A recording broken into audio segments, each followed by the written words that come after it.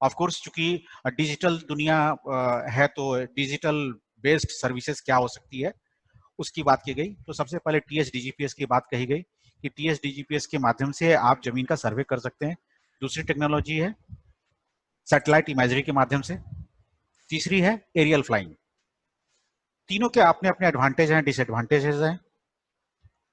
तो बिहार में हम लोगों ने एरियल फ्लाइंग को चुना क्योंकि इसमें बहुत कम समय में बहुत हायर एक्यूरेसी के साथ हम लोग जमीन के पिक्चर्स को कैप्चर कर सकते हैं और जो को फर्दर हम लोग डिजिटली प्रोसेस करके उसके नक्शों का निर्माण कर सकते हैं। यूजुअली सर्वे में हम लोगों को बहुत ज्यादा समय लगता है नक्शा बनाने में। नक्शा बनाना, फिर उसका ऑथेंटिकेट करना, फील्ड में जाके वेरीफाई करना, फिर उसको मॉडिफाई करना और फिर फाइनली उसको डिस्प्ले करना। ये अपने आप में टाइम कंज्यूमिंग अफेयर था। तो उसको हम लोगों ने एरियल फ्लाइंग सॉफ्टवेयर की मदद से हम लोगों ने उसको रिजॉल्व किया। इसके लिए स्पेशली डिजाइन एयरक्राफ्ट आती है जिसके बॉडी में यूजुअली जहाँ पे पैसेंजर्स बैठते हैं उसी के नीचे में एक हाई सेंसिटिव कैमरा लगाया जाता है जो स्पेशली डिजाइंड होती है सर्वे के लिए। और उसके साथ नेटवर्क इंजीनियर होते हैं और बहुत सारे डिजिटल इक्विपमेंट्स सब लगा करके एयरक्राफ्ट एक सर्टेन पाथ पे फ्लाई करती है और डेटा कैप्चर करती है। और उसी कैप्चर किए हुए डेटा को हम लोग डिजिटली लैब में प्रोसेस करके नक्शा जनरेट कर देते हैं।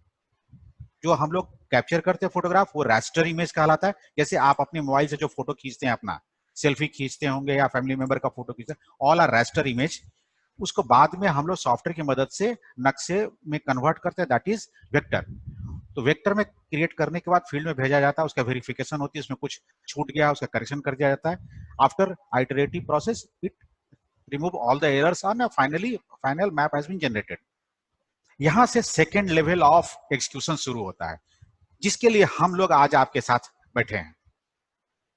इसमें नक्शे का निर्माण तो हो गया, मतलब आप एक गांव का पूरे हर प्लॉट का पॉलीगॉन्स मेरे सामने आ गए एक सीट पर। मुझे दिखने लगा कि एक गांव ए है जिसके अंदर में 200 प्लॉट मुझे दिखाई दे रहे हैं। अब हर 200 प्लॉट के हर इंडिविजुअल प्लॉट का कोई ना कोई ओनर होगा उस गांव में। तो कौन ओनर है उसका? ठीक है, राम है, इकबाल है, सोहन है, मोहन है, कौन है? तो यह कैसे संभव होगा? स्वाभाविक है कि हमारे पास एक हमको एक रजिस्टर ऐसी कोई चीज बनाएंगे और प्लॉट नंबर 1 गांव में जाके बैठेंगे, कहेंगे कि ये जो नक्शे में प्लॉट नंबर 1 दिख रहा है, जो पुराने नक्शे में ये प्लॉट नंबर था, इसके मालिक कौन है? तो नेचुरली हम एक डेट फिक्स करेंगे। उस डेट फिक्स करने में सब लोग अपने डॉक्यूमेंट के साथ रहेंगे और हमारी टीम भी पहुंचेगी और वो बात करके बोलेगी कि प्लॉट नंबर 1 के मालिक हम हैं। बोले कि कैसे आपका ओनरशिप है मुझे बताएं। तो वो अपने बहुत सारे डॉक्यूमेंट्स जो होंगे सब सपोर्टिंग डॉक्यूमेंट्स दिखाएंगे। उसी डॉक्यूमेंट को हम लोग देख करके वहां जो टीम है एंश्योर हो जाएगी कि yes this plot belongs to this gentleman. तो प्लॉट नंबर 1 के अगेंस्ट में उसका नाम लिख दिया जाएगा। नेचुरली उसके नाम के साथ और भी चीज हम लिखेंगे।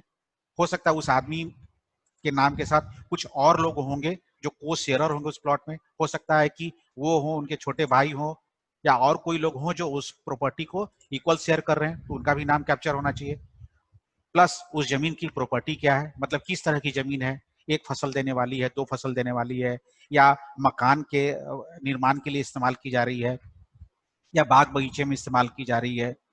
ठीक है, तो उसकी भी फिजिकल प्रॉपर्टी भी हम लोग को कैप्चर करनी है। इस तरह से डिफरेंट टाइप ऑफ इंफॉर्मेशन मुझे कैप्चर करना है। तो स्वाभाविक है मेरे पास एक स्टैंडर्ड फॉर्मेट होने चाहिए, क्योंकि एक जगह कुछ इंफॉर्मेशन कैप्चर करें, दूसरे जगह दूसरा इंफॉर्मेशन कैप्चर करें, ऐसा होगा नहीं। इसलिए डायरेक्टरेट ने एक स्टैंडर्ड फॉर्मेट्स बनाया, उसी स्टैंडर्ड फॉर्मेट में उसकी डेटा एंट्री करनी है। तो फील्ड में लोग उसको क्या करते हैं, सीट होती है, सीट में वो सारी चीज ब्लैक एंड व्हाइट एंटर करते हैं, उसको फिर ला करके आप सॉफ्टवेयर में एंट्री करनी है। यहां से फिर हम लोग आईटी बेस्ड सॉल्यूशन शुरू करेंगे। तो सबसे पहले मेरा इंटरेस्ट है कि पहले आप यह जाने कि प्रपत्र वो है क्या और उसमें कॉलम्स क्या है, उसमें क्या इंफॉर्मेशन भरे जाने हैं। उसके बाद के सॉफ्टवेयर की एक छोटी सी ट्रेनिंग होनी है, वो ट्रेनिंग दे दी जाएगी आपको और आप उसको बहुत आसानी से समझ सकते हैं और एक्सिक्यूट कर लेंगे। तो सबसे पहले हम लोग देखते हैं कि प्रपत्र 6 है क्या। ठीक है, कैन वी शो प्रपत्र 6?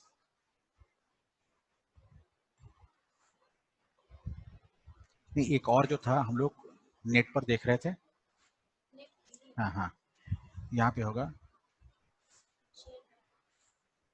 टेक्निकल मार्जिन इसमें जाओ, नहीं यहाँ पे आओ, हाँ ये इसको शेयर करो, ये अभी आप लोगों की स्क्रीन पर एक प्रपत्र 6 दिख रहा होगा, ठीक है। किसी को कोई एक मुझे बताएं, नीलय कुमार सिंह, प्लीज रिस्पॉन्ड करें कि आपको ये प्रपत्र 6 दिख रहा है। Yes sir, this is visible. ठीक है, तो प्रिज्यूम्ड है कि सबको दिख रहा होगा, ठीक है। तो अब इस प्रपत्र 6 के बारे में थोड़ा सा हम लोग डिस्कस कर लेते हैं। स्वाभाविक है कि प्रपत्र 6 के ऊपर में दिख रहा राजस्व, ग्राम, थाना नंबर, हल्का नंबर, अंचल और जिला। तो यह स्पष्ट है कि यह एक गांव का इंफॉर्मेशन वो कैप्चर कर रहा है इस प्रपत्र में। तो सबसे पहले ऊपर में फॉर्म में जिस गांव का हम लोग सर्वे करके डेटा कैप्चर करना चाहते हैं, वो डेटा क्या है, रिकॉर्ड्स ऑफ राइट है, मतलब आदमी का विवरण प्लॉट के अगेंस्ट में हम लिखने जा रहे हैं। तो सबसे पहले किस गांव का सर्वे कर रहे हैं, गांव का नाम, स्वाभाविक गांव का आरटी नंबर होगा, रेवेन्यू थाना नंबर, उसका कौन सा हल्का है, अंचल कौन सा है, किस सर्किल में पड़ता है और किस जिले को बिलोंग करता है वो पर्टिकुलर विलेज। ये ऊपर में बेसिक इंफॉर्मेशन है, वन टाइम एंट्री होनी है, उसको लिख दिया गया। और उसके बाद नीचे में बहुत सारे कॉलम्स है, जो मुझे दिख रहा है इसमें 24 कॉलम्स है। 24 कॉलम में पहला कॉलम है जो क्रम संख्या 1 2 3 4 है। उसके बाद रैयत का नाम, पिता पति का नाम, जाति एवं पता। इसका मतलब उस पर्टिकुलर पर्सन का हम लोगों को नाम and all rest of the detail रखना है, मतलब नाम, पिता का नाम, कास्ट एंड एड्रेस। उसके बाद है रैयत का आधार नंबर एवं मोबाइल नंबर। उस कॉलम में हम लोग क्या क्या डालेंगे, आधार संख्या और मोबाइल नंबर, दो इंफॉर्मेशन डालना है।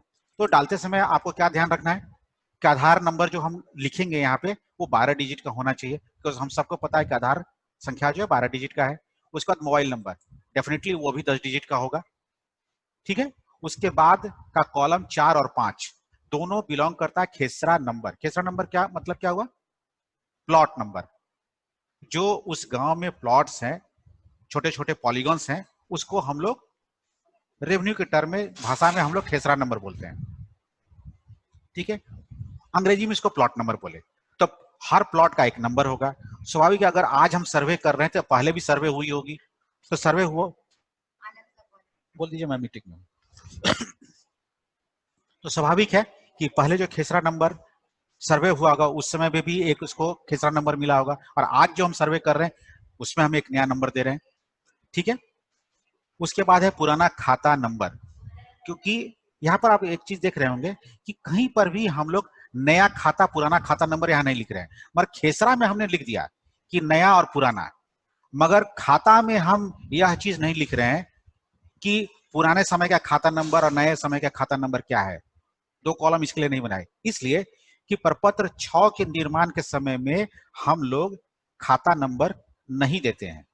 ये पुराने समय में जब कभी भी सर्वे हुआ होगा उस समय में सर्वे प्रपत्र 6 बनने के बाद उसको खाता नंबर दिया गया, इसलिए पुराने का जिक्र हम लोग यहाँ करेंगे, नया नहीं मिलेगा अभी, वो आगे के प्रपत्र में वो जनरेट होगा, ठीक है। उसके बाद है खेसरा का रकबा, मतलब एरिया, रकबा means area, area of that plot जिसका हम सर्वे कर रहे हैं, जिसका हम डिटेल्स कैप्चर कर रहे हैं, उसके बारे में उसका टोटल एरिया क्या है। तो स्टैंडर्ड एरिया का यूनिट क्या है, रकबा और डेसिमल, सॉरी एकड़ और डेसिमल, ठीक है। तो मान लीजिए किसी का, एक आदमी का एरिया आया 3.5 डेसिमल, तो हम लोग क्या डेसिमल में 3.5 लिखेंगे। अगर किसी ने कहा कि मेरा एरिया 1 एकड़ 5 डेसिमल है, तो एकड़ के कॉलम में 1 लिखेंगे और डेसिमल के कॉलम में 5 लिखेंगे, ठीक है। जैसे रुपए पैसे का हिसाब हम लोग लिखते हैं, एग्जैक्टली सेम ट्यून हम लोग को लिखना है। उसके बाद है चौहद्दी। चौहद्दी का मतलब क्या हुआ, बाउंड्री। नेचुरली अगर कोई पॉलीगॉन है, पॉलीगॉन की बाउंड्री 4 होंगे, north east south west. But जब सर्वे में जब लिखा जाता है तो सबसे पहले उत्तर लिखते हैं, उत्तर दक्षिण पूर्व पश्चिम, इस तरह से लिखा जाता है। यूजुअली हम लोग का जो एडेप्टेबल मेथड्स है, पूर्व पश्चिम उत्तर दक्षिण हम लोग बोलते हैं, बट जिसमें सर्वे का जब होगा तो चौहद्दी में हम उत्तर दक्षिण पूर्व पश्चिम लिखेंगे। बट आई डोंट नो कि what is the purpose behind this, but ये है कि एक पैटर्न बना हुआ है, सो आई कम्युनिकेट इट। खेसरा की भौतिक विवरणी / उपलब्ध अलामात, यहां से थोड़ा सा ट्रिकी चीज है, जिसके लिए आपको एक पहले से प्री डिफाइंड लिस्ट दी जाएगी कि खेसरा की भौतिक विवरणी में आपको क्या भरना है। पहले से आपको एक लिस्ट मिलेगा और स्थल निरीक्षण पर, स्थल पर जब आप खड़े रहेंगे उस समय में आपको उसी लिस्ट के अनुसार देख करके वैल्यूज को यहाँ लिखना है। उस अगर लिस्ट में वो चीज नहीं है तो वो कोई दूसरा चीज आप नहीं लिखेंगे, क्योंकि ये पूरी तरह से स्ट्रक्चर्ड सिस्टम है ये। उसी तरह कॉलम नंबर 11 में भूमि का वर्गीकरण, बासगीत, कृषि, भीट, चौर, दियारा, सरकारी, शहरी, व्यवसायिक। अगेन यहाँ पर भी सब चीजें स्ट्रक्चर्ड है। इसमें जो वैल्यूज पहले से डिफाइंड है वही वैल्यूज की एंट्री कॉलम नंबर 11 में करनी है। उसके बाद आता है कॉलम नंबर 12, 13, 14, 15, 16, 17, फसल के अंतर्गत रकबा, मतलब area under different agricultural purposes. तो भदई में अगर वो प्लॉट इस्तेमाल हो रहा है तो कितना हो रहा है, अगहनी में, रबी में, अन्य फसल, कृषि योग्य या कृषि हेतु अयोग्य। हो सकता है कि बहुत सारा प्लॉट किन्हीं का होगा जो कि उस पर कोई कृषि का कार्य नहीं हो सकता है, तो कृषि हेतु अयोग्य में लिखा जाएगा। उसके बाद आता है कॉलम शेष छोड़कर लगान, मतलब हर प्लॉट से एक लगान, एक नियत राशि ली जानी है। तो depending upon the property of the land and the area of the land, वो एक लगान का अमाउंट फिक्स होता है। लगान का मतलब मालगुजारी, वो फिक्स होता है, वो यहाँ भरा जाएगा। तो ऑफकोर्स शुरू के क्षण में शायद नहीं दिया जाता है। उसके बाद कॉलम नंबर 19, 20, 21, 22 और 23, वर्तमान में भूमि के उपयोग का स्वरूप। प्रेजेंटली जिस समय में सर्वे किया जा रहा है उस समय में उस जमीन का किस तरीके से इस्तेमाल हो रहा है, कृषि, प्रति, आवासीय, व्यावसायिक या औद्योगिक। क्लियर है। देन आफ्टर अभिव्यक्ति लास्ट में, अगर इस इतने इंफॉर्मेशन के अलावा कोई और इंफॉर्मेशन ऐसी चीजें आपको दिखती है जिसको रिकॉर्ड करना, सरकार के नजर में लाना आवश्यक है, तब आप कॉलम नंबर 24 अभिव्यक्ति मतलब रिमार्क्स में आप डाल देंगे। ठीक है, ये हुआ कि क्या कॉलम्स हैं, क्या भरे गए। ठीक है, अब हम आपको यही प्रपत्र 6 भरा हुआ दिखाते हैं, क्योंकि भरना भी इसमें रिकॉर्ड्स एक ट्रिक है, वो समझना होगा। क्योंकि यूं ही कोई इंफॉर्मेशन आप भरेंगे तो आगे चलकर ये मिस हो जाएगा। तो आप जानते हैं कि जब आप यह कार्य संपन्न करेंगे, फील्ड में जो डेटा कैप्चर करेंगे उसके बाद आके डेटा एंट्री आपको करनी है, तो स्वाभाविक है कि यह चीज आपको बहुत अच्छे से समझ लेनी होगी कि प्रपत्र में क्या कॉलम्स हैं, क्या इंफॉर्मेशन भरी जानी है, और प्रपत्र में क्या हम फील्ड में जाते समय, भरते समय सावधानी रखेंगे, यह भी आपको समझ लेना होगा। तो अभी एक हम इसके पहले जो प्रपत्र 6 बना था, जो पहले जो सर्वे की गई थी कुछ साल पहले, मैंने 2-3 साल पहले जो की गई थी, उस समय प्रपत्र 6 का स्वरूप थोड़ा सा इससे डिफरेंट था। इसमें कुछ नए और कॉलम जोड़े गए हैं मात्र, बाकी मोरलेस एक ही है।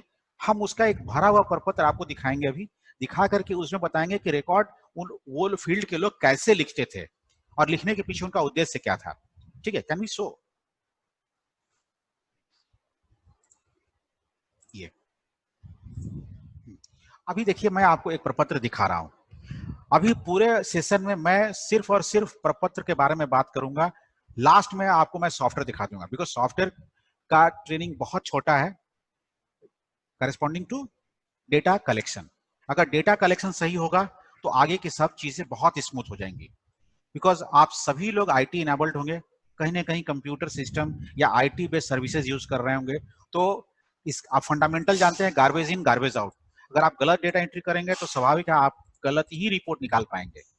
जब एक बार गलत रिपोर्ट शुरू हो जाती है तो डेटा को डायग्नोस करना अपने आप में एक बहुत कठिन कार्य है, इसलिए बेहतर होगा कि शुरू में हम लोग सावधानी बरतें। तो अभी आपके स्क्रीन पर दिख रहा होगा फिरोजपुर। हरिशंकर जी आप मुझे बताएं, आपको दिख रहा है? हरिशंकर जी आप प्लीज रिस्पॉन्ड करें, प्रपत्र 6। यस सर, दिख रहा है। ठीक, थैंक यू। Thank you. तो अभी आपके पास स्क्रीन पर मैं दिखा रहा हूं, नालंदा में एक अंचल है अस्थावा, उसमें एक गांव है फिरोजपुर जिसका आरटी नंबर है 254। उसका कुछ महीनों पहले या कहें साल 2-4 साल पहले जो डेटा कलेक्ट हुआ था फील्ड में जाकर के सर्वे के दौरान आफ्टर एरियल फ्लाइंग, वो कैसे भरा गया वो आपको समझना होगा। सिर्फ कॉलम के ओरिएंटेशन बदल गए हैं और कुछ नए कॉलम नए वाले में जुटे हैं, बट इसमें जितने कॉलम्स हैं इतने सारे कॉलम्स नए वाले में भी हैं। तो हम लोग अब डिस्कस करते हैं पहले खेसरा नंबर, पहला कॉलम। इसमें देखिए लिखा हुआ खेसरा नंबर, ब्रैकेट में नीचे में नया स्लैश पुराना लिखा हुआ है। ठीक है, मतलब कि यह कहना चाह रहा है कि जिस भी आदमी का डिटेल आप कैप्चर करना चाहते हैं उसका पुराना प्लॉट नंबर क्या था और आज के डेट में उसका नया प्लॉट नंबर क्या है, ये लिखना है। ठीक है, अब देखिएगा अगर आप ऊपर से नीचे तक इसी कॉलम को ध्यान से पढ़िए तो लिखा हुआ नया स्लैश पुराना, तो नया स्वाभाविक है ऊपर में लिखा जा रहा है, बटा करके पुराना लिखा जा रहा है। तो ऊपर का वैल्यू हमेशा इंक्रीजिंग ऑर्डर में आपको दिख रहा होगा, 11, 12, 13, 14, 15, 16, 17। ठीक है, इंक्रीजिंग ऑर्डर में है। मतलब कि इस प्रपत्र को भरने का प्रक्रिया ऐसा होगा कि नया प्लॉट के इंक्रीमेंट ऑर्डर में ही सारे प्लॉट का लिखा जाना है। मतलब कि इस प्रपत्र में प्लॉट नंबर 1 पहले भरा जाएगा, फिर उसका प्लॉट नंबर 2 भरा जाएगा, फिर 3 भरा जाएगा, फिर 4 भरा जाएगा। किसी भी हालत में कोई भी नंबर बीच में स्किप नहीं किया जाएगा। इसलिए क्या करते हैं लोग, फील्ड के लोग अपनी सुविधा के लिए, कि उनको एक मोटा मोटी पता चल गया कि इस गांव में 2000 प्लॉट हैं, तो 2000 रनिंग नंबर ये इस कॉलम में ऊपर में डाल देते हैं। 1 बटा छोड़ दिए, फिर 2 बटा, 3 बटा, 4 बटा, इस तरह से लिख करके डाल दिए, सो दैट कि कोई नंबर स्किप नहीं होनी चाहिए। ठीक है, क्योंकि यह एक गवर्नमेंट रिकॉर्ड है जो आप भर के साइन करके देंगे, वो फॉर एवर के लिए प्रिजर्व रहेगी। कभी कोई लिटिगेशन होता है इसको रेफर किया जाएगा। तो इसलिए ये always ascending order of the plot number रहेगा। तो प्लॉट नंबर 1 में लिखा गया, फिर 2 में लिखा गया।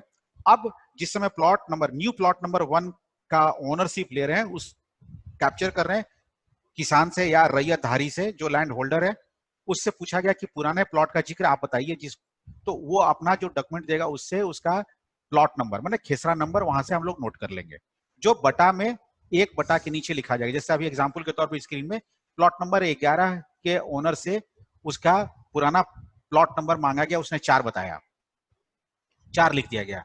और उसके बाद वाले कॉलम में क्या लिखा गया, शैलेंद्र यादव, पिता तिलक यादव, जाति यादव, निवासी सकरावा। ठीक है, ये इंफॉर्मेशन पूरी लिख दी गई। उसके बाद उसका खाता नंबर, इसमें देख रहे हैं कि आपको खाता नंबर नया और पुराना, ये पुराना फॉर्म है, इसमें थोड़ी सी त्रुटि हो गई थी, इसलिए इसमें नया नहीं होगा, सिर्फ और सिर्फ पुराना होगा। इसलिए देखिए यहाँ पर बटा करके नया पुराना नहीं लिखा गया है, यहाँ पर प्लॉट नंबर खाता नंबर 39 लिखा गया है। ये 39 क्या रिप्रेजेंट कर रहा है, पुराना खाता नंबर रिप्रेजेंट कर रहा है।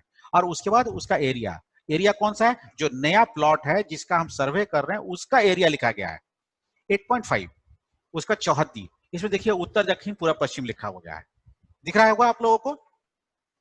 उसके बाद भूमि का वर्गीकरण, चिमनी भट्टा, जिस समय में सर्वे करने के लिए टीम गई फिरोजपुर गांव में, उस समय वो देखा कि ये जो है चिमनी भट्टा है।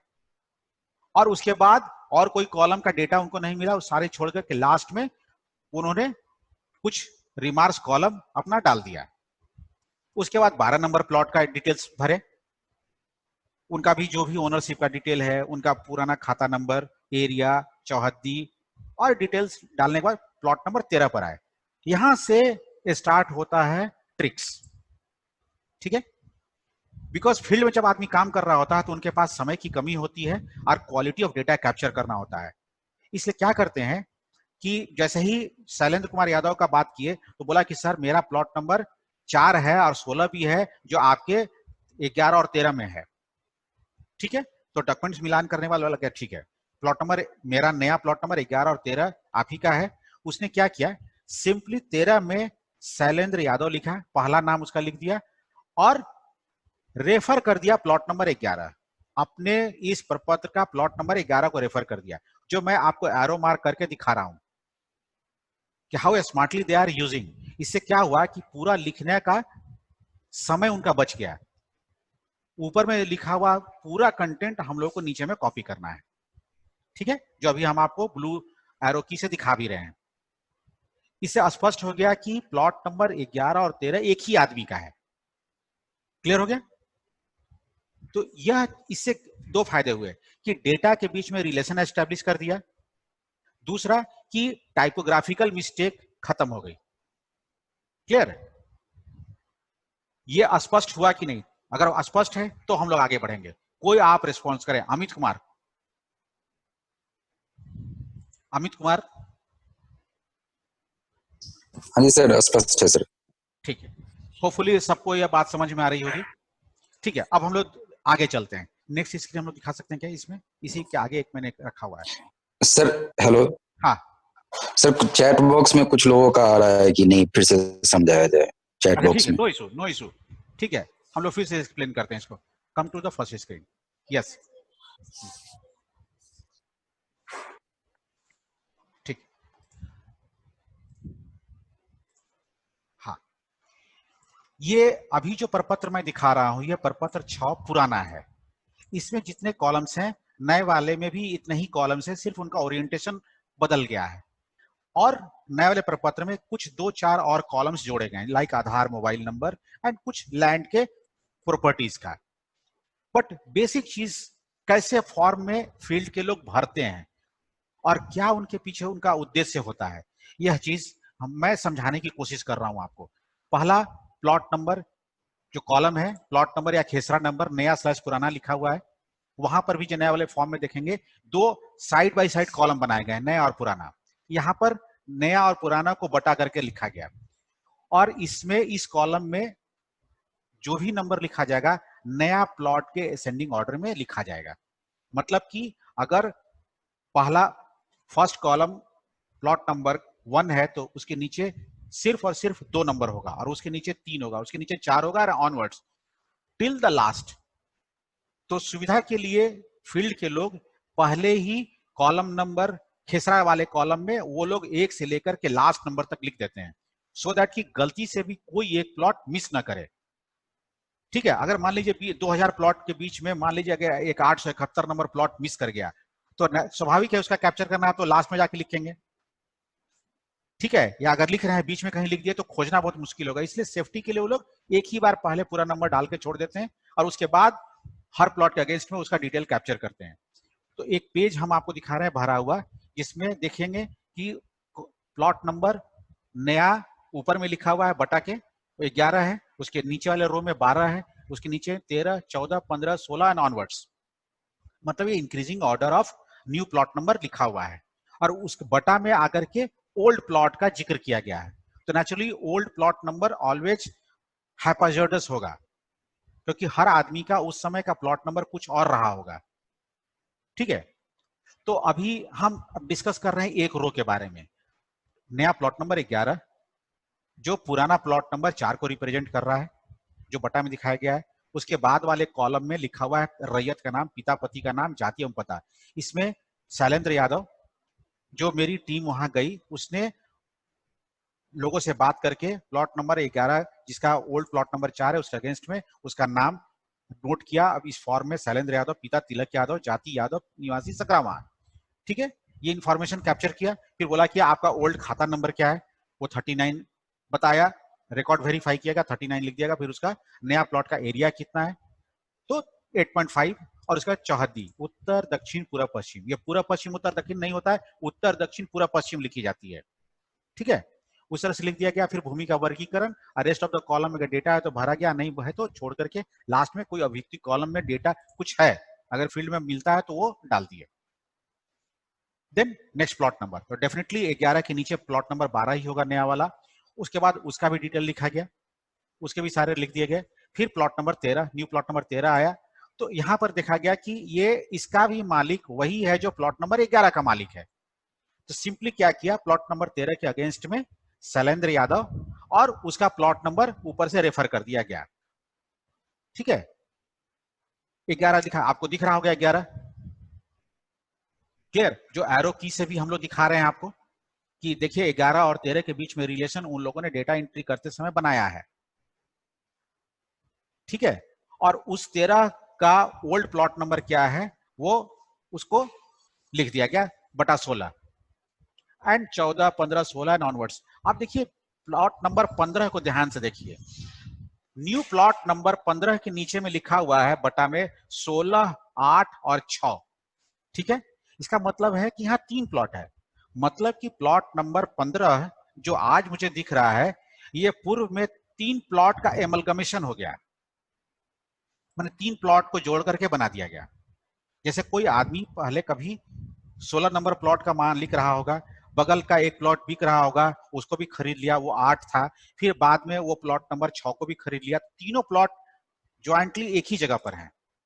तो नए सर्वे में उसको सबको मिला करके एक बना दिया गया, और असेंडिंग ऑर्डर में जब नंबर अरेंज किया गया तो उसका प्लॉट नंबर 15 पड़ा, जो कि पुराने के 16, 8 और 6 को रिप्रेजेंट कर रहा है। ठीक है, तो इस तरीके से हम लोग ये सारा इंफॉर्मेशन फील्ड के जो टीम मेंबर हैं वो कैप्चर करते हैं।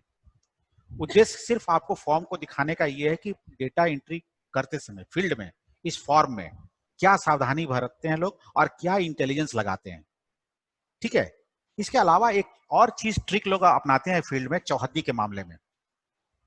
उत्तर दक्षिण पूर्व पश्चिम लिखा हुआ है, उसमें क्या करते हैं बहुत सारे लोग कि उत्तर में अगर शैलेंद्र यादव हैं तो शैलेंद्र यादव नहीं लिख करके, क्योंकि शैलेंद्र यादव लिखने में समय लगेगा, तो उसने क्या किया, उत्तर के आगे लिख दिया प्लॉट नंबर 11। मतलब प्लॉट नंबर 11 का जो मालिक है वो उत्तर में है, मान लीजिए दक्षिण में सड़क है तो सड़क लिख दिया। मगर अगर किसी का ओनरशिप मुझे मिल रहा है तो उसका उस बाउंड्री में उस एरिया में प्लॉट नंबर का जिक्र कर देता है लोग। इससे फायदा क्या हुआ कि जिस समय में फाइनल डॉक्यूमेंट बनाते हैं उस समय में ये लोग उसको रेफर करके सुंदर अक्षरों में लिखते हैं, क्योंकि बाद में यही रिकॉर्ड्स रैयत के नाम के अनुसार क्लब टुगेदर करके लिखी जाती है। अभी जैसे एग्जाम्पल में दे रहा हूँ 11 नंबर और 13 नंबर का, बार बार शैलेंद्र यादव 2 प्लॉट पर है, मालिक है 11 और 13 का। हो सकता है कि आगे के पन्नों पर देखेंगे तो हो सकता है कि 41 नंबर प्लॉट का भी मालिक शैलेंद्र यादव ही होगा, हो सकता है 73 का भी मालिक वही होगा। बट जिस समय में हम शैलेंद्र यादव को बताएंगे कि भाई आपके इस गांव में कौन कौन से प्लॉट हैं, तो 11, 13, 41 और 72 हम बताएंगे, तो सबों को एक जगह क्लब टुगेदर करके मुझे लिखना है। तो लिखते समय मैनुअल मेथड में तो it is a very herculean task and there is always a possibility to skip it out. तो उसको कैसे हम मैनेज करेंगे, तो वो इंटेलिजेंस लगा यही कि हम उसमें पुराने का रेफरेंस लिख दिए, ताकि जिस समय लिख रहे हैं उस समय पता चला कि अच्छा प्लॉट नंबर 13 भी 11 का मालिक है, तो उसका पिता का नाम, जाति, पता, निवासी सब लिखना आसान हो गया, तो वहां से कॉपी कर दिया, तो सुविधा हो गई उनको। तो यही चीज का फायदा हम लोगों ने सॉफ्टवेयर में भी उठाया। ये हम जब सॉफ्टवेयर का डेमो करेंगे उस समय हम आपको दिखाएंगे। स्पष्ट है? पायल कुमारी जी, संभवतः आपको बातें स्पष्ट हुई है? प्रोबेबली मैं आपकी आवाज, हाँ मैं समझ सर रहा हूँ। समझ में आ गया। ठीक है, सुनीति स्नेहा जी मैं आपसे भी जानना चाहूंगा।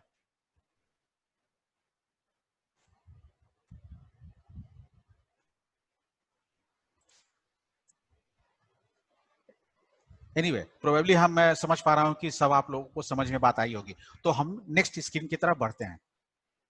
ये क्या है? हाँ नहीं, ये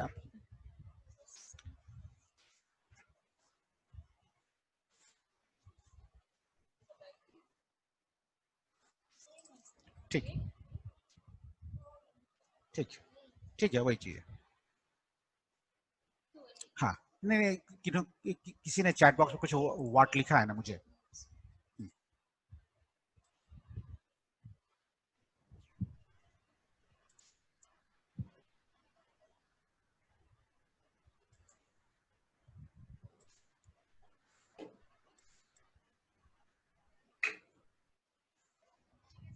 ठीक, ये लास्ट में आते हैं।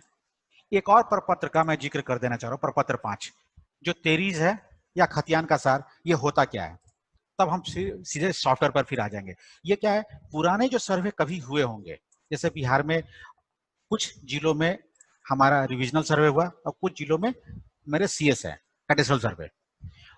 तो इस समय के सर्वे में हम इसके पीछे वाले जो लेटेस्ट सर्वे हुई होगी उसका जिक्र हम यहाँ करते हैं, सो दैट कि हम पुराने रिकॉर्ड से इस प्रेजेंट रिकॉर्ड का मिलान करेंगे। तो तभी संभव है जब मेरे पास पुराने रिकॉर्ड्स हो, तो पुराने रिकॉर्ड से हम लोग उसकी एक स्नैपशॉट कॉपी बनाते हैं और उसी को प्रपत्र 5 में हम लोग लिखते हैं।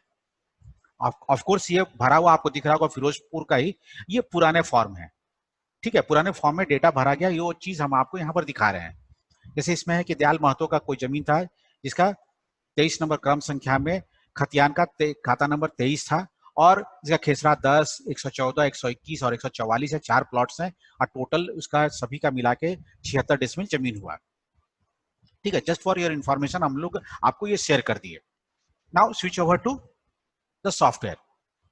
ठीक है, हम लोग मोजिला में चल सकते हैं या क्रोम में चले हम लोग। यहाँ पे मेरे ख्याल से ये ऑनलाइन पर्सनल मैनेजमेंट है।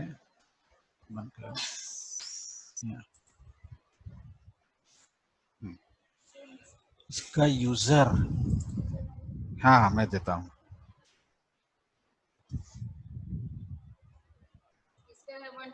से लेके 7 तक करो ना। नहीं, वो नहीं है।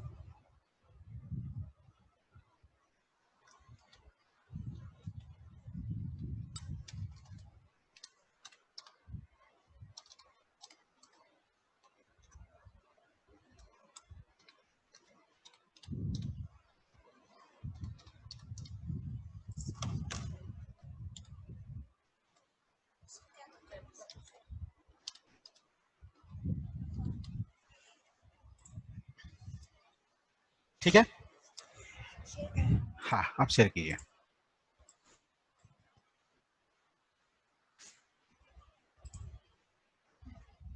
अभी आप लोगों को स्क्रीन पर एक सॉफ्टवेयर का इंटरफेस दिख रहा होगा। ये डायरेक्टरेट लैंड रिकॉर्ड एंड सर्वे का होम पेज में पर्सनल मैनेजमेंट को आप जब क्लिक करेंगे और आप सब लोगों को एक ऑथेंटिकेटेड यूजर आईडी पासवर्ड दिया जाएगा, उसी से आपको डेटा एंट्री करनी है।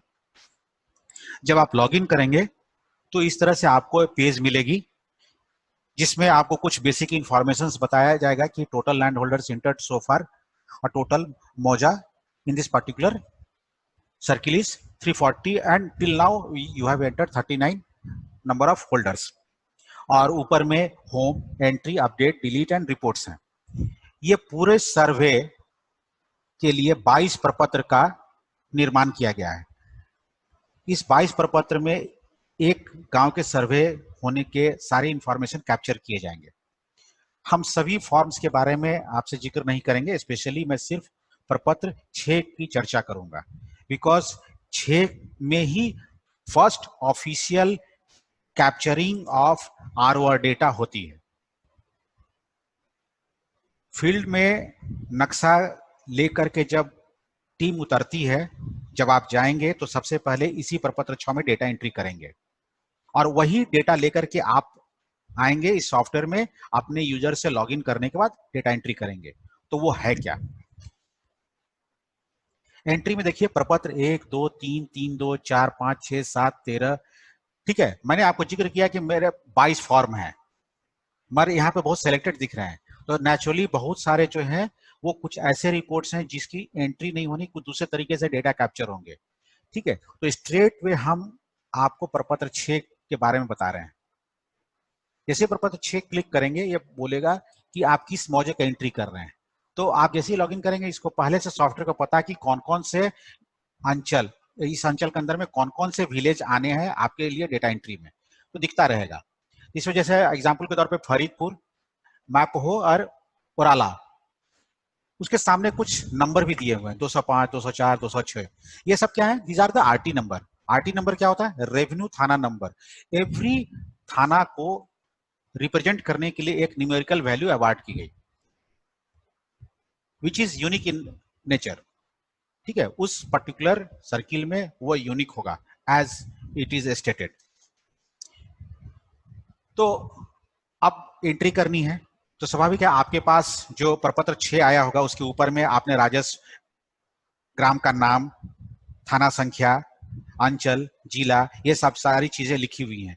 तो स्वाभाविक है कि वहां से आपको इसको सेलेक्ट करने में कोई दिक्कत नहीं होगी। ठीक है, जैसे हम फरीदपुर सेलेक्ट करके यहाँ से गो बटन दबा दिए, ये आगे बढ़ गया, एक फॉर्म खुल गया। ठीक है, अब ये बोल रहा है, आप देख रहे हैं कि फॉर्म में बहुत जगह हर लिगेंड के सामने एक रेड कलर का मार्क लगा हुआ है। समझाने की जरूरत नहीं कि these are the mandatory fields, इसमें भरना आवश्यक है। ठीक है, और उसके ऊपर में टैब पेजेस हैं।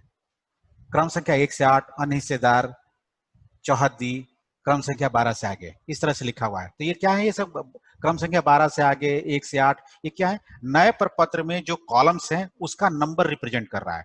मतलब कि क्रम संख्या 1 से 8 जो ये दिख रहा है फॉर्म अभी आपकी स्क्रीन पर, इसमें जो इंफॉर्मेशन कैप्चर की जाएगी आपके प्रपत्र 6 के 1 से लेके 8 तक के ही कंटेंट इसमें आएंगे। सो कैसे डेटा एंटर करेंगे? पहला, नया खेसरा संख्या माने न्यू प्लॉट नंबर। तो स्वाभाविक है कि आपका प्लॉट नंबर 1 होगा, फिर 2 का एंट्री करेंगे, 3 का एंट्री करेंगे। सपोज हम एग्जांपल दे रहे हैं कि मान लीजिए कि एक प्लॉट नंबर अभी डेटा एंट्री करते जा रहे हैं और करते करते आप पहुंच गए प्लॉट नंबर 82 पर। अब 82 का एंट्री करनी है आपको, ठीक है? 1 मिनट।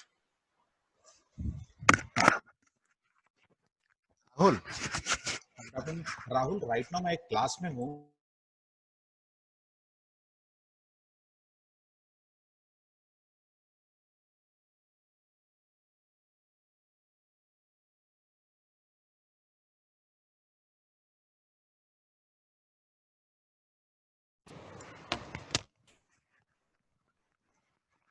ठीक है, तो नया प्लॉट नंबर 82 मैंने डाल दिया, क्योंकि आपके पास जो प्रपत्र 6 आया है उसमें 82 नंबर प्लॉट है जिसका एंट्री आपको करनी है।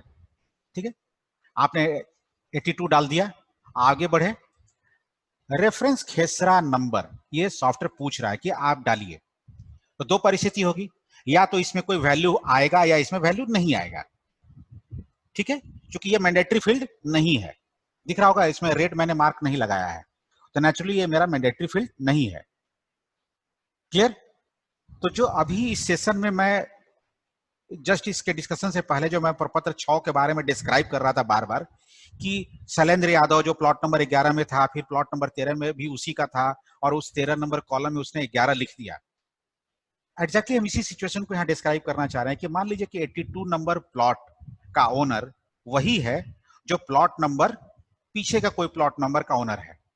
तो सपोज कीजिए मैं डाल दिया कि उस जो 82 नंबर प्लॉट का मालिक जिसका एंट्री हम करना चाह रहे हैं वो पूर्व में प्लॉट नंबर 4 का ओनर भी है। ठीक है,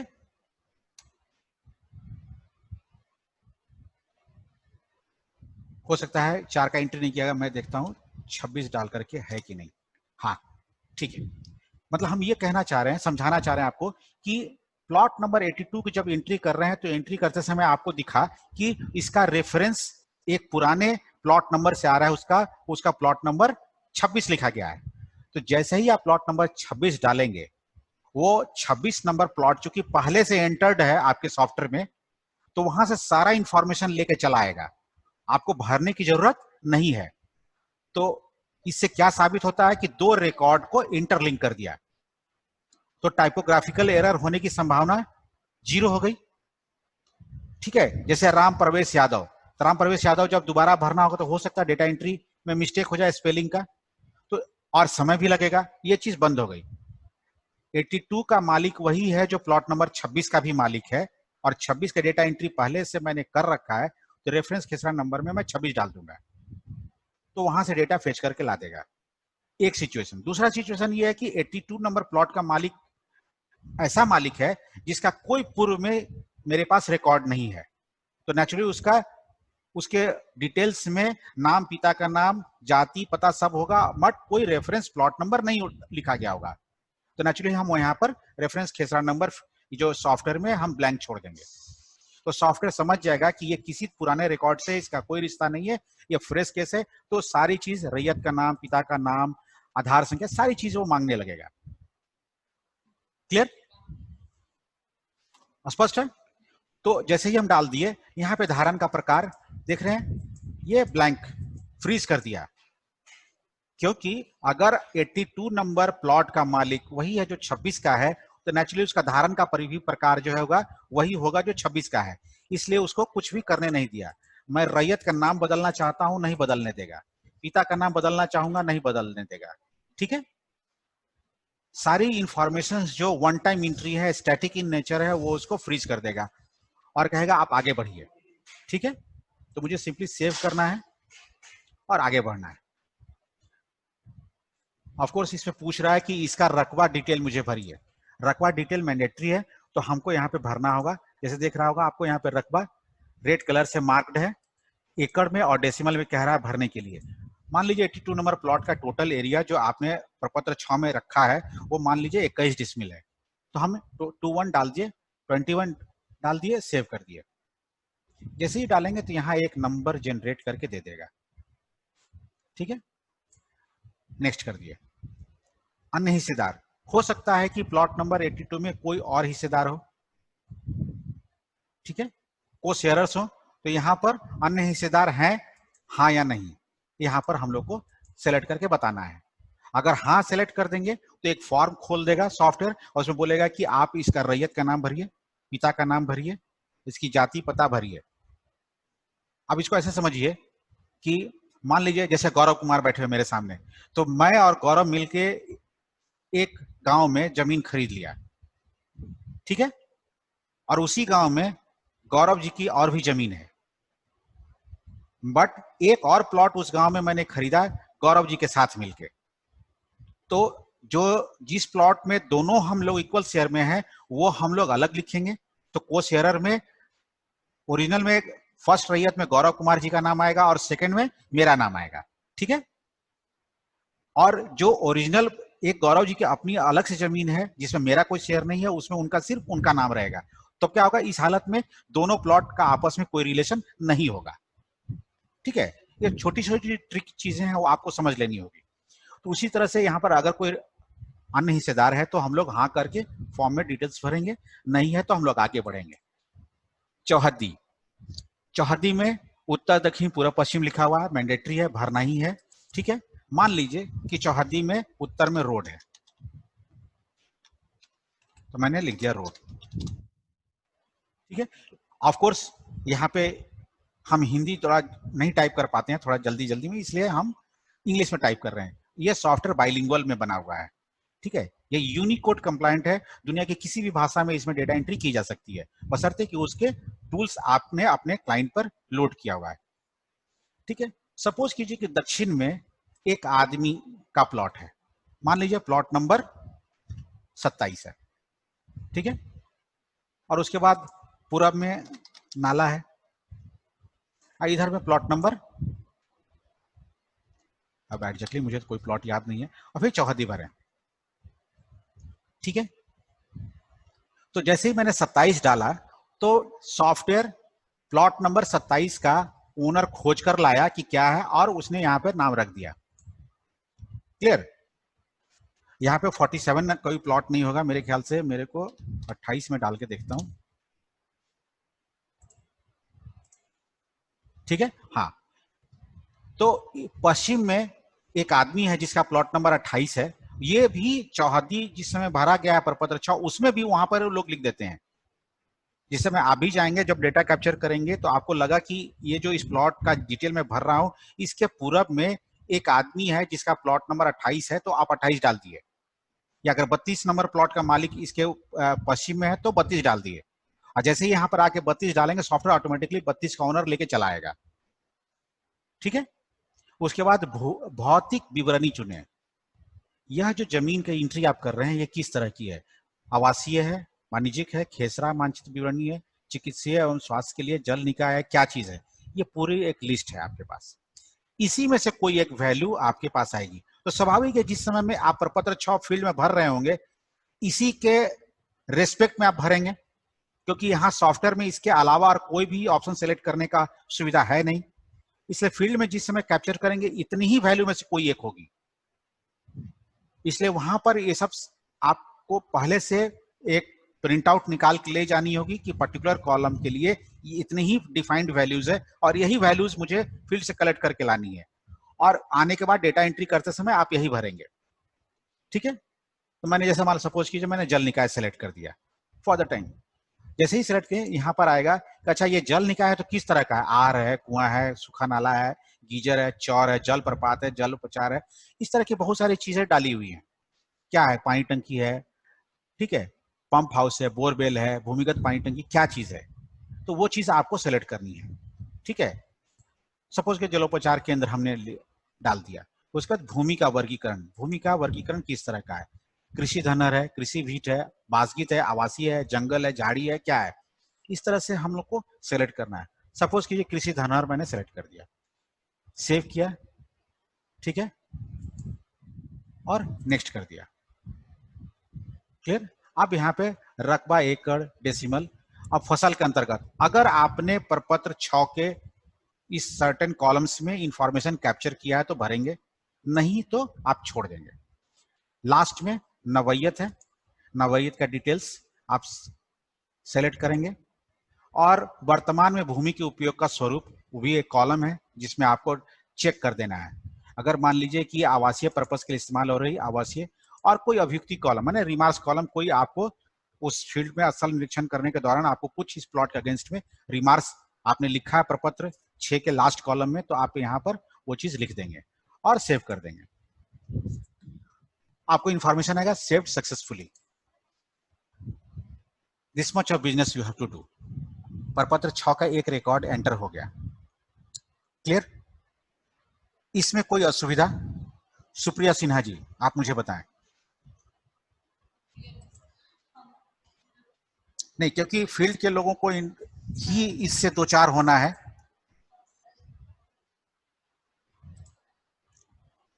अफसर, हाँ हेलो।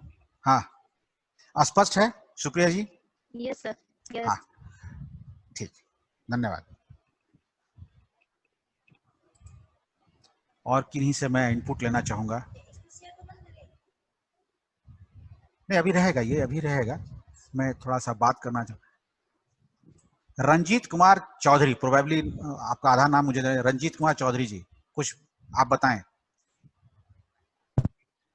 सर ये जो डालेंगे जो लिखेगा वो कौन सा खाता कचरा डालेंगे, पुराना या नया? नहीं, उसमें देखिए आप फॉर्म में स्पष्ट लिखा हुआ है। अब आप माइक को म्यूट कर लें। आप देखें स्पष्ट लिखा हुआ है नया खेसरा संख्या, सॉफ्टवेयर में स्पष्ट लिखा हुआ है नया खेसरा संख्या और स्टार किया हुआ है, तो स्वाभाविक है कि हमें न्यू प्लॉट नंबर ही लिखने हैं। ठीक है, तब आप कहेंगे कि भाई न्यू प्लॉट नंबर लिखिए, मगर फील्ड में तो हमने ओल्ड प्लॉट नंबर भी लिखा, वो मैं कहाँ एंट्री करूंगा? तो ये देखिए यहाँ पे है। ऑफ कोर्स मैं बताना मेरे से छूट गया, इसलिए मैं फिर से बता रहा हूँ।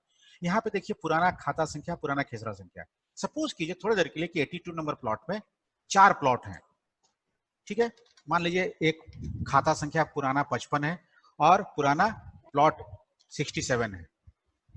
जोड़े बटन क्लिक कीजिए, दूसरा रो क्रिएट हो गया। मान लीजिए कि वो 105 नंबर खाता है और प्लॉट नंबर 78 है, फिर जोड़ दीजिए। ठीक है, एक और प्लॉट, इसका 245 नंबर खाता है और प्लॉट नंबर 79 है। क्लियर? स्पष्ट?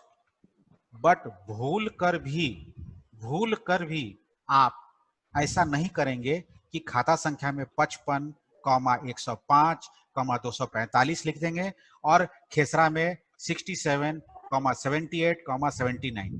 भूल कर भी ऐसा नहीं लिखेंगे। ठीक है, तो हम लोगों ने इसमें चेक्स लगा दिया है कि आप कॉमा करके लिखेंगे, सॉफ्टवेयर पकड़ेगा आपको, इंसिस्ट करेगा कि आप सेपरेटली लिखें। इसलिए सॉफ्टवेयर में एन नंबर आप जोड़ सकते हैं। मान लीजिए एक प्लॉट के अगेंस्ट में पुराने प्लॉट का विवरण 20 आ गया, 20 आ गया, तो आप इसमें 20 आप जोड़ दीजिए। क्लियर है? देखिए कितना सहज हो जाएगा। अगर एक बार आप डेटा एंट्री कर दिए तो स्वाभाविक है जैसे डेटा एंट्री करेंगे तो आप चाहेंगे कि इसकी एक प्रिंट आउट मुझे मिल जाए। प्रिंट आउट मिल जाएगी तो हम मिलान कर सकेंगे फिजिकल रिकॉर्ड जो आपने कैप्चर किया है फील्ड में वो, और सॉफ्टवेयर से जो प्रिंट आउट निकलेगी वो दोनों आइडेंटिकल होनी चाहिए। अगर आइडेंटिकल हो गई इसका मतलब क्या हुआ कि आपने जो डेटा फील्ड से कैप्चर किया उसका 100% करेक्ट डेटा आपने एंटर कर दिया, और नहीं किया तो आप मिलान कर लीजिए, जो गलत है आइडेंटिफाई कर लीजिए और आगे सॉफ्टवेयर में फिर उसको करेक्ट कर दीजिए। एक बार डेटा सही हुआ तो आप निश्चिंत रहें, आगे कोई समस्या नहीं आनी है। कोई इसमें कुछ चीज पूछना है डेटा एंट्री फॉर्म में तो मुझसे पूछें।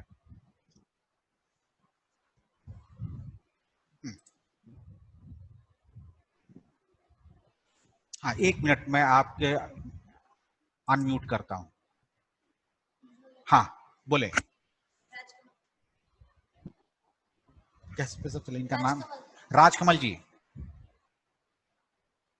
आपकी आवाज मुझे नहीं मिल रही है।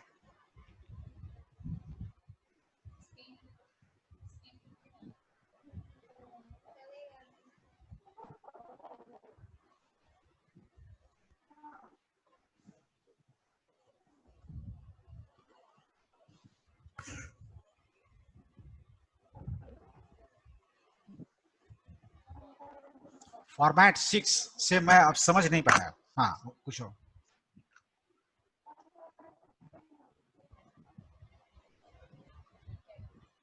लास्ट 14 कॉलम, लास्ट कॉलम के बारे में आप जानना चाह रहे हैं।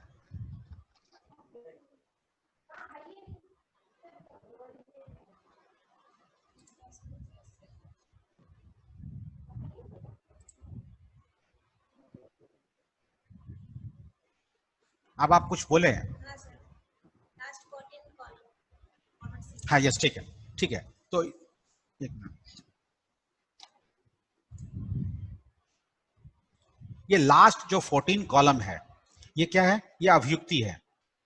अभियुक्ति में अगर आपको स्थल पर जिस समय में आप सर्वे करने के लिए गए और आपको इतने कॉलम में जो भी इंफॉर्मेशन कैप्चर करनी है तो प्रिसाइज है, फिक्स्ड है कि इस कॉलम में क्या आपको भरना है। इसके अलावा भी अगर कोई ऐसा इंफॉर्मेशन है जो आप उसमें लिखना चाहते हैं तो आप रिकॉर्ड कर सकते हैं। अब सवाल उठता है कि उसमें क्या क्या लिखा जाएगा। ये जो सर्वे के जो एक्सपर्ट हैं वो आपको बताएंगे। हमारा उद्देश्य क्या, चूंकि हम लोग आईटी के पर्सन हैं तो हम क्या करें कि इसमें जो कुछ भी लिखा जाएगा वो हम कैसे कैप्चर करके रखेंगे, इसकी व्यवस्था हम लोग करेंगे। But exactly what content you have to write, the survey personal is the right person to answer you. ठीक है, तो मेरा ये कहना है कि जैसे ही आपने ये चीजें डाल दी तब होगा क्या। पहला फायदा ये होगा कि ट्रू रेप्लिका प्रपत्र 6 का आप बना सकते हैं, प्रिंट आउट निकाल सकते हैं। मिलान कर लिए, मिलान करने के बाद हर किसान को, माने हर रैयत को सरकार की जिम्मेदारी है बताना कि आपका नया सर्वे में मैंने जो रिकॉर्ड कैप्चर किया है उसका डिटेल ये है। तो स्वाभाविक है एक आदमी के अगर मल्टीपल प्लॉट्स हैं तो सभी उसके मल्टीपल प्लॉट्स को एक ही जगह कलेक्ट करके मुझे प्रिंट आउट निकाल के देनी होगी, जो प्रपत्र 7 में हम लोग देते हैं। ठीक है, प्रपत्र 7 में क्या करते हैं हम लोग, एक आदमी के जितने भी प्लॉट हैं उस गांव में, सपोज कि एक आदमी का उस गांव में 10 प्लॉट है तो 10 प्लॉट को एक के नीचे एक हम अरेंज करके दे देते हैं। क्लियर? एक आदमी के मात्र एक ही प्लॉट है तो एक ही प्लॉट का विवरण आएगा, किसी के 3 प्लॉट है तो उसको 3 प्लॉट का विवरण एक पेज पे हम लोग प्रिंट आउट करके दे देंगे। तो कितना सहज हो गया, दोबारा लिखना नहीं पड़ा। पहले के मेथड में क्या होता था, प्रपत्र 6 अलग लिखे जाते थे, फिर 6 में से एक आदमी के सारे पन्ने प्लॉट को काउंट करके निकाला जाता था, लिखा जाता था। 7 एक अलग से एक 7 का फॉर्म लिया जाता था, ब्लैंक, उसमें भरा जाता था। भरते समय हो सकता था कि किसी के 8 प्लॉट हैं, 8 में 7 ही लिखा, एक प्लॉट छूट गया, किसी का खाता खेसरा छूट गया, किसी का नाम छूट गया, किसी का स्पेलिंग मिस्टेक हो गया। It was so many errors, possibility थी, होता था। तो ऑलवेज ये डिलेड प्रोसेस होती थी। अब क्या है, प्रपत्र 6 आपने भरा, सही सही भर दिया, उसका खत्म। कोई चीज लिखी जा रही है स्क्रीन पे, क्या मैं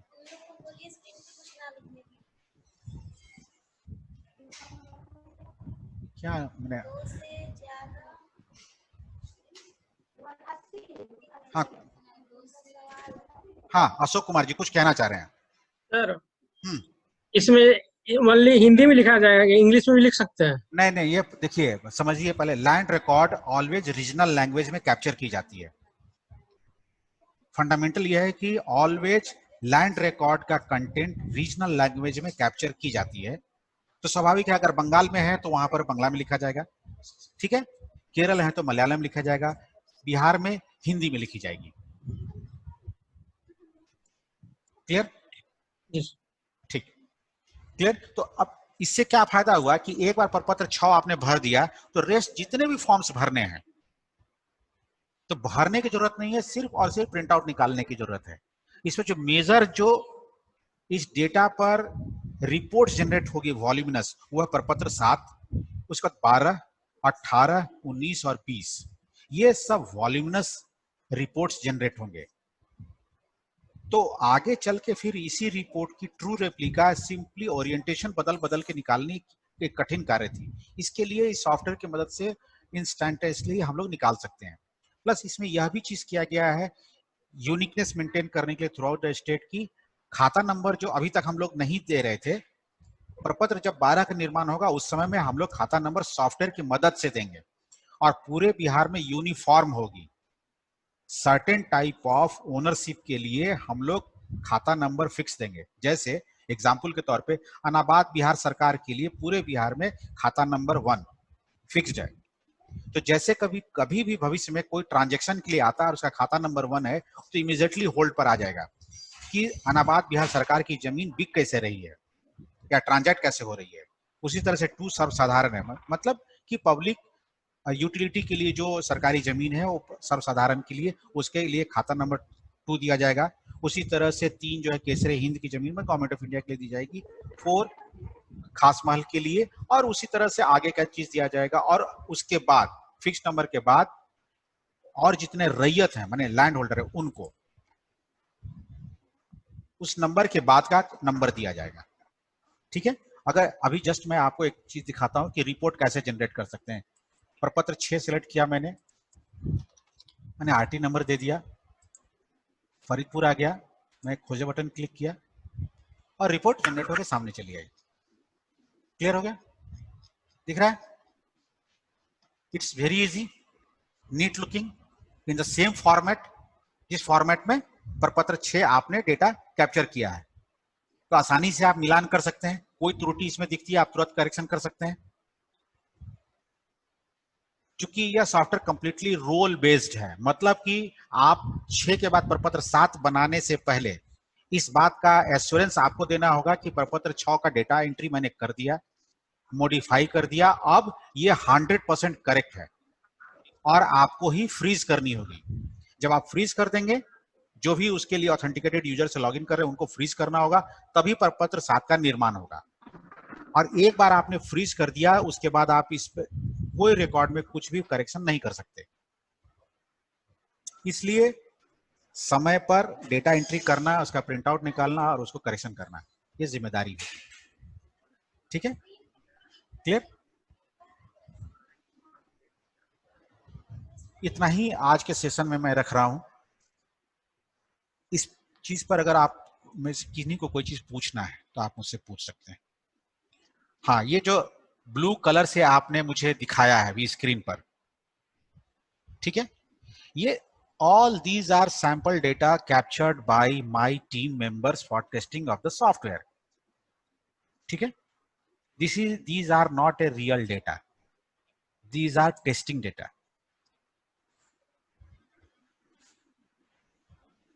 मैंने तो बोल दिया सर कि टेस्टिंग डेटा है।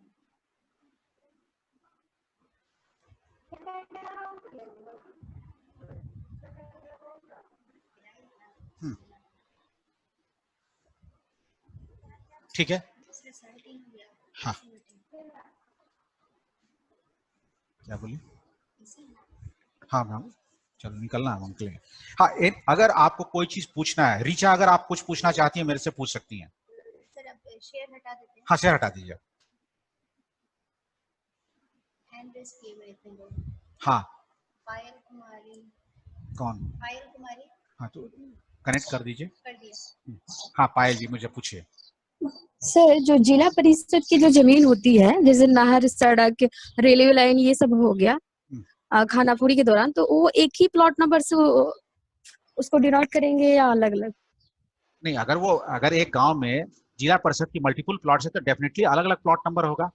पहले समझिए क्या, तो जिला परिषद उसका ओनरशिप रखे हुए है सिर्फ, बट प्लॉट गांव में जो पॉलीगॉन्स मुझे दिखेंगे, जो एरियल फ्लाइंग के दौरान बनेंगे, राजकमल जी मैं आपके पास आऊंगा, पहले मैं इनको जवाब दूं। तो जो एरियल फ्लाइंग से मेरे को जमीन पर जो प्लॉट्स दिखेंगे, मैं उसको सिर्फ स्केच करके रास्टर इमेज बना के मैं जनरेट कर दूंगा कि इस गांव में इतने मुझे प्लॉट्स दिखते हैं, बट इस प्लॉट का ओनरशिप कौन है यह स्थल पर जाके पता चलेगा। तो जब लेके गए तो पता चला कि प्लॉट नंबर 11 जो है नगर पालिका का है, उसके बाद का 12 भी है, 13 भी है, 20 तक है, उसके बाद नगर परिषद है, तो नगर परिषद के भी ये सब प्लॉट्स हैं, तो अलग अलग हाँ डिस्ट्रिक्ट सर, में तो नेचुरली उसके सर वो तो सब जिला परिषद के अंतर्गत आएंगे, तो फिर वो एक ही प्लॉट नंबर से डिनोट करेंगे। नहीं नहीं, क्यों? फिर क्यों? तो वो बहुत तो मतलब अब आप उल्टा, अब ऐसे उसको दूसरे तरीके से समझिए। आपकी ही जमीन है एक गांव में, ठीक है, प्लॉट नंबर 11, 12, 13 और 14, चारों प्लॉट एक साथ ही है, ठीक है।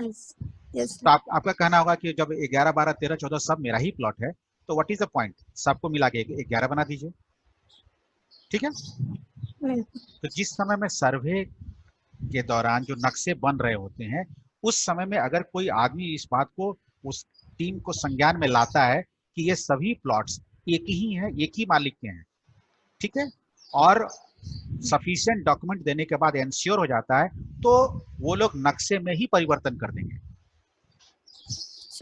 ठीक है। जब तक नक्शे में अगर मुझे डिफरेंट प्लॉट मिलता है तो डिफरेंट ओनरशिप होगी, ठीक है, और उसका अकॉर्डिंगली ही रिकॉर्डिंग होगी। सर एक और क्वेश्चन है सर, कायमी और या मॉरिसी ये क्या होता है? ये सब उर्दू वर्ड है, हम लोग नए जमाने के लोग हैं, हम लोग भी नहीं जानते हैं, ठीक है। ये जो सर्वे के लोग हैं ना, यही लोग आपको बताएंगे कि कायमी क्या होता है, सिकमी क्या होता है, ठीक है। नहीं, आपने पढ़ा रहे थे तो उसमें एक जगह लिखा था मॉरिसी और कायमी। हाँ, क्या है ना, हम लोग आईटी वाले जो बोलते हैं हम अपने डेटाबेस में उसको डाल देते हैं। What is the literal meaning of that, that is none of my business. Yes, they want कि मेरे को ड्रॉप डाउन में वैल्यू चाहिए, जो फील्ड के लोग लेंगे अकॉर्डिंगली सिलेक्ट करेंगे। हाँ, वो चीज आप जरूर, ओके, जो लोग दूसरे टीचर आएंगे जो सर्वे पढ़ाएंगे, ठीक है, उनसे पूछिए कि कायमी क्या है, ठीक है। यस सर, तो थैंक यू सर। हाँ, अमित कुमार, नहीं सॉरी अमित कुमार जी रुकिए, मैं पहले राजकमल जी से मैं बात कर लूँ। राजकमल जी,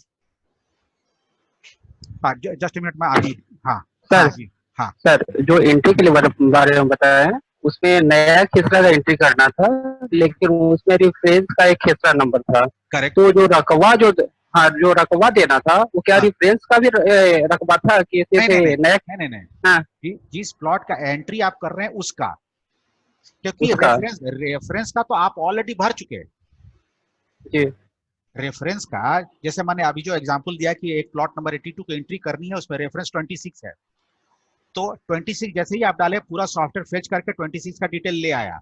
इसका मतलब क्या हुआ कि 26 के डेटा एंट्री आपने कर दिया है, तभी तो लेकर के आया सॉफ्टवेयर। तो और फिर वहाँ खाता नंबर मेंशन था। वहां पर भी आपने सारा 26 नंबर प्लॉट का लिखा, 26 का प्लॉट का एरिया क्या था, उसका चौहद्दी क्या थी, क्योंकि जोग्राफिकल लोकेशन ऑफ प्लॉट 26 तो ऑलरेडी आपने कैप्चर कर ही दिया पहले। और जब 82 का जब आया तब पता चला कि 82 का मालिक वही है जो 26 का भी मालिक है। तो 26 की भौगोलिक स्थिति कुछ अलग होगी और 82 नंबर प्लॉट की भौगोलिक स्थिति कुछ अलग होगी, अंडरस्टैंड? ठीक है। तो नेचुरली इसका एरिया अलग होगा, इसका एरिया भरना होगा, वो 26 का एरिया नहीं हो सकता है। ठीक है सर। ठीक, thank you. Amit Kumar ji. Hello.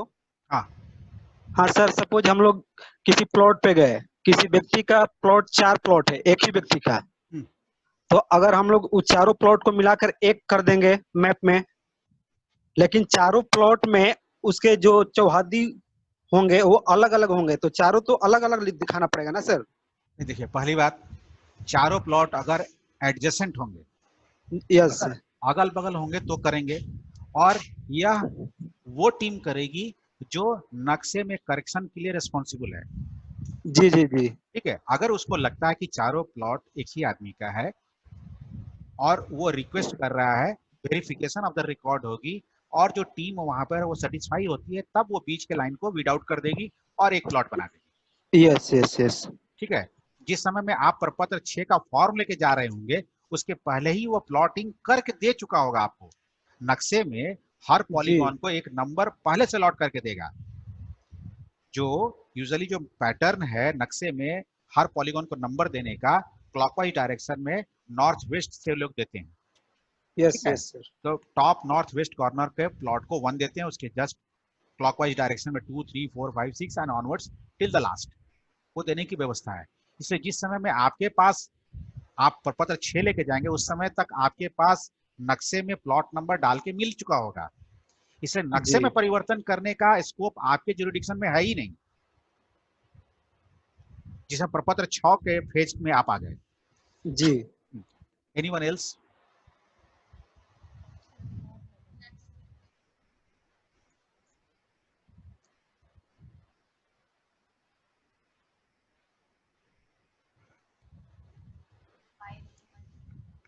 पायल कुमारी जी से कभी मेरी बातचीत हुई है?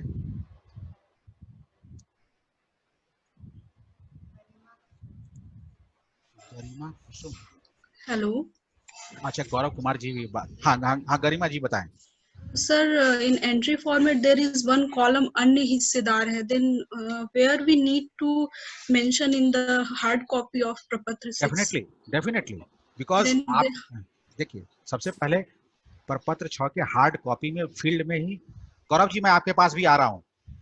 तो गरिमा जी क्या है कि जिस समय में प्रपत्र 6 के डेटा एंट्री आप कर रही हैं, मैं डेटा एंट्री का मतलब उस फिजिकल पेपर पे, यस सर, ठीक है, पेन एंड पेपर से जो आप उस फॉर्म में डेटा एंट्री कर रही हैं, लिख रही हैं, उसी समय जो रैयत है खड़ा होगा, बोलेगा कि हम इसके रैयत हैं और मेरे साथ ये मेरे 3 भाई भी रैयत हैं, या ये 3 लोग भी रैयत हैं, इसलिए आपको वहां लिखना होगा। so the in the same column we need to write then in the same rayat। Definitely लिखना होगा वहां पे, yes sir। अदरवाइज वो आपको ऑब्जेक्ट करेगा कि आपने राम का नाम लिखा, श्याम का क्यों नहीं लिखा, जबकि श्याम भी इस जमीन का मालिक है और वो एविडेंस दे रहा है। इसलिए आपको वहां पर प्रपत्र 6 के कॉलम 2 में जहां पर रैयत का, वहां लिखना होगा आपको राम पिता फलाना, ठीक है, लक्ष्मण पिता फलाना, भरत फलाना लिखना होगा। या अगर मान लीजिए चारों के पिता एक ही हैं, राम कौमा श्याम कौमा रमेश पिता फलाना। कभी कभी देखिएगा एंसेस्ट्रल प्रॉपर्टी है, उसमें पिता 2 भाई हैं और उनके 3 बच्चे भी अलग अलग हैं, उन सबों का जिक्र है, तो अलग अलग लिखना होगा, राम कौमा श्याम पिता फलाना, फिर सोहन मोहन पिता फलाना, ठीक है, इस तरह से लिखना, वो लिखना पड़ता है। वो आपको कैसे भरना है वो चीज बताया जाएगा अलग से। Sir, could you explain about the अभियुक्ति column again? अभियुक्ति column is a remark. Hindi में अभियुक्ति, अंग्रेजी में remark. Which type of remark we need to mention there? अगर जो 13 कॉलम में इंफॉर्मेशन लिखे जाने हैं जो प्रिसाइज एंड डिफाइंड है, इसके अलावा अगर कोई ऐसा कंटेंट मिलता है जो सरकार के रिकॉर्ड में जाना चाहिए, Okay, means any permanent things. हाँ, permanent nature which affects the data, वो लिखी जानी है। Okay, sir. The third thing, chauhadi. Could you explain again about the chauhadi? Means again permanent things also here we need to mention. Like if any other houses are there, then the same houses we need to enter, which will come in the another rayat. मैं समझा नहीं आपकी बात। Sir, मैं बोल रही थी कि चौहद्दी में अगर मेंशन करते हैं तो like south east north west, तो नॉर्थ वेस्ट में अगर दूसरे रैयत भी आ सकते हैं तो क्या वो सेम उस चौहद्दी में क्यों नहीं आएंगे? आ ही सकते हैं। जैसे मान लीजिए नॉर्थ में सड़क है, किसी प्लॉट के एक साइड में सड़क है, ठीक है, और दक्षिण में किसी आदमी का प्लॉट है, तो नेचुरली उस आदमी का अगर प्लॉट है तो उस प्लॉट का एक नंबर होगा।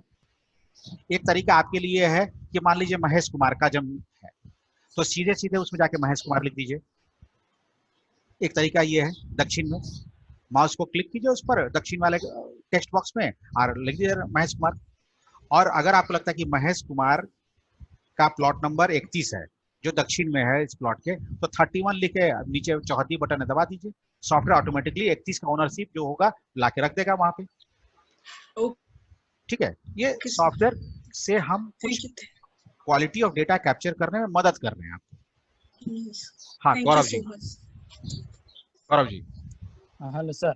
हाँ सर, मेरा एक सर जो आपने जो आपका जो एक जगह था ना कि किसी भी मान लीजिए पुराना खाता पुराना खेसरा नंबर में हम अगर एक ही आदमी का प्लॉट बन जाता है नया और वो 3-4 का मिक्स करके है तो हमने कंटिन्यू ऐड करके उसको ऐड किया, आपने बोला कॉमा देके नहीं लिखना है।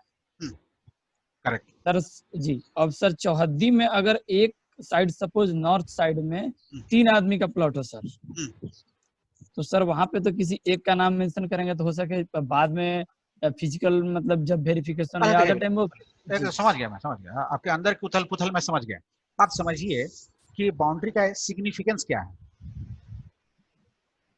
जैसे आप सब लोग अमेजन से कुछ मंगाते होंगे, ठीक है, कोई ना कोई सामान मंगाते होंगे, अपना एड्रेस के अलावा एक रेफरेंस पॉइंट भी देते हैं ना जी जी कि मेरा घर का एग्जैक्ट एड्रेस तो ये है, एक रेफरेंस पॉइंट भी देते हैं सर। क्यों? इसीलिए कि आसानी से आपका एड्रेस लोकेट हो जाए, एक फेमस पॉइंट का जगह रेफरेंस दे देते हैं अगर आपके अगल बगल में कोई है। Exactly the same thing boundary सिर्फ इतना बताता है कि यह जो प्लॉट जिसके बारे में जिक्र कर रहे हैं, इसको अगर खोजना हो तो उत्तर दक्षिण पूरा पश्चिम में ये लोग हैं, माने इस लोगों से कवर्ड हैं, ठीक है, ये प्लॉट इस चीजों से कवर्ड है। तो उस प्लॉट को खोजने के लिए इसमें से कोई भी, जैसे अगर एक तरफ लिखा हुआ सड़क है, ठीक है, ये पता चल गया कि अब इस सड़क के किनारे की ही कोई जमीन हो, ठीक है, ज्योग्राफिकल लोकेशन से हम देख लिए कि ये सड़क के उत्तर में लिखा हुआ है, ठीक है, तो हम देखें कि उत्तर साइड में कौन कौन सा प्लॉट है। आप देखें कि उसके बगल में कहा जा रहा है कि बगल से पैन भी है, तो अहर और पैन के कॉम्बिनेशन का प्लॉट कौन सा मिलेगा, तो दिख गया अच्छा ये प्लॉट है। फिर जब जाकर देखेंगे तो पता चल जाएगा कि यस, जो और भी दो एरिया साइड के जो प्लॉट्स का डिटेल है वो मैच कर गया, तो आइडेंटिफाई करना आसान हो गया। To reach to a particular plot easily boundary is required. और सर सेकंड थिंग सर, जब तक से हम फाइनल सबमिशन नहीं करते हैं, एक तो ऑप्शन होगा लास्ट में कि फाइनल इसको सबमिशन कर, हाँ, तो आपने बोला कि हम एक मतलब प्रिंट कर लेंगे, तो अगर सर मान लेते हैं पूरा डाटा फिल कर दिए, फ्रीजिंग से पहले भी फाइनल सबमिशन, उसके बाद फ्रीजिंग का ऑप्शन है, या फिर जैसे फाइनल फ्रीज एक ही चीज है? अच्छा, दो अलग अलग उसके बाद तो सर उसके बाद एडिट का ऑप्शन नहीं होगा। उसके बाद